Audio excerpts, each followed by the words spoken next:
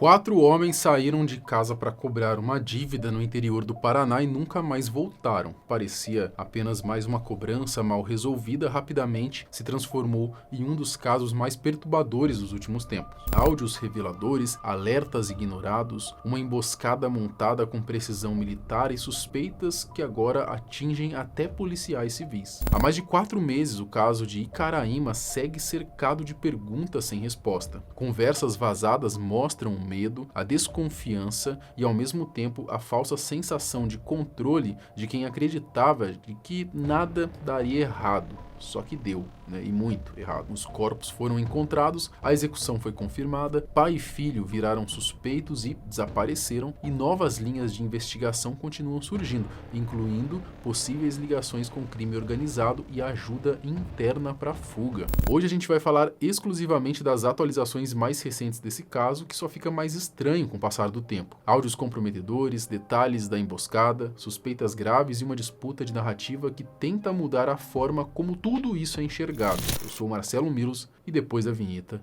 eu te conto.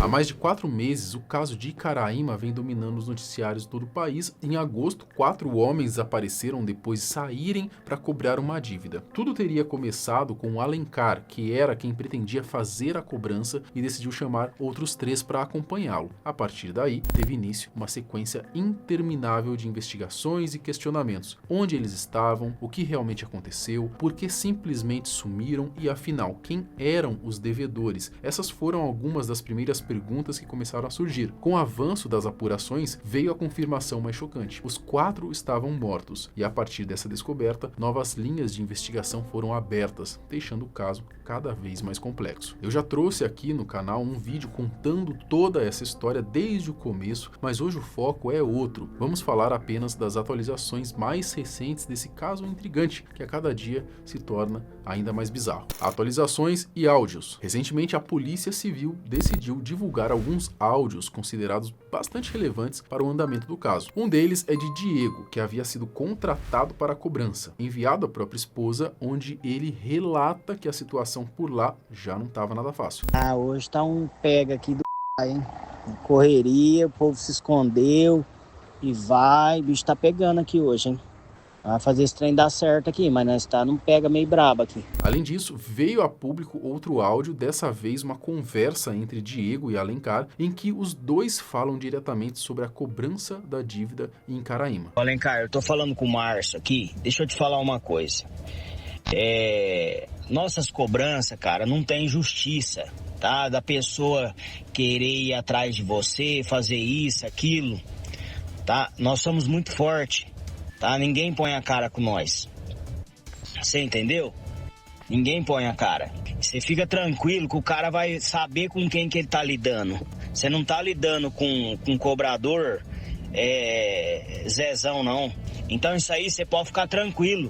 Se você tiver com medo do cara fazer alguma coisa pra você, você tira isso da tua cabeça. Nesse áudio, o Alencar deixa bem claro a sua preocupação. Ele conta que havia descoberto que o devedor com quem lidariam estaria envolvido com coisas erradas, que acendeu um sinal de alerta antes mesmo da cobrança acontecer.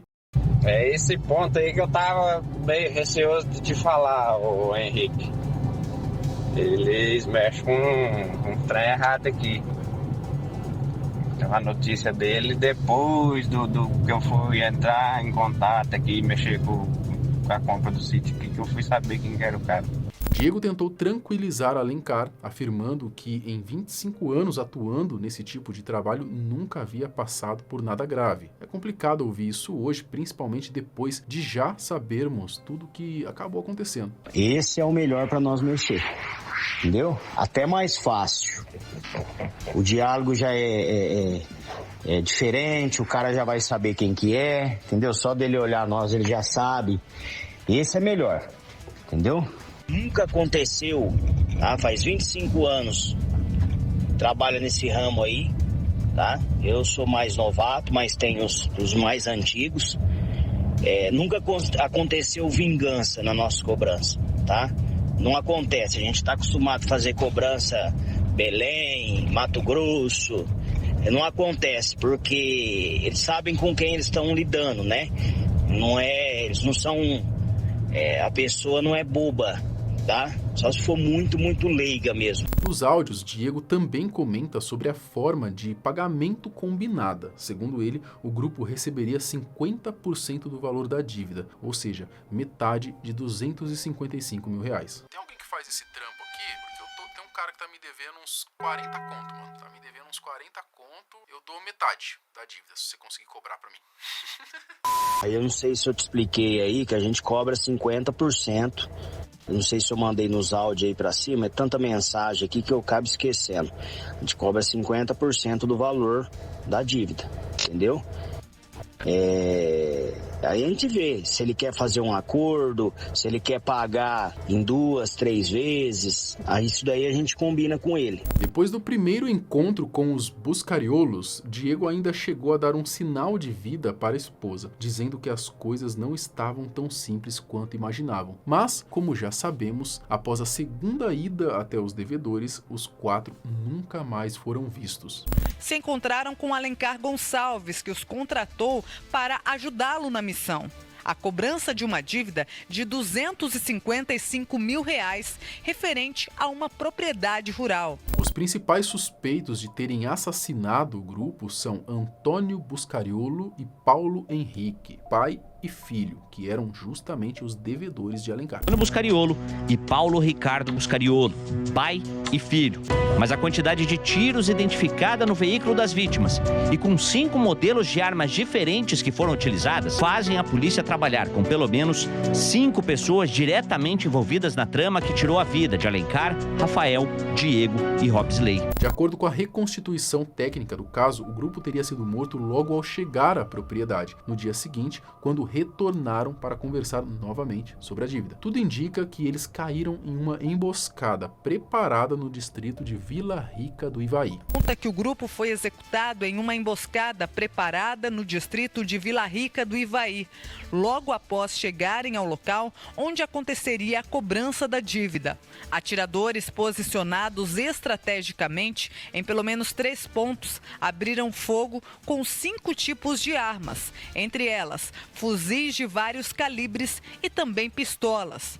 Os disparos atingiram o veículo por vários ângulos, sinal de que a ação foi planejada e executada com rapidez. Os atiradores teriam sido posicionados de forma estratégica em pelo menos 3 pontos diferentes. Para a ação, foram usadas cerca de 5 armas, incluindo fuzis de variados calibres e também pistolas. Olha só, os caras estavam preparados, hein? Os disparos atingiram o carro por vários lados, deixando claro que nada ali foi improvisado. Tudo foi planejado e executado da maneira rápida e extremamente precisa. Tudo indica que a emboscada aconteceu no intervalo entre a chegada dos cobradores em Caraíma e as tentativas de cobrança da dívida no distrito de Vila Rica. Os cobradores chegam em Caraíma ali no dia 4, se encontram com o Alencar, fazem uma primeira cobrança dessa dívida ainda na tarde do dia 4.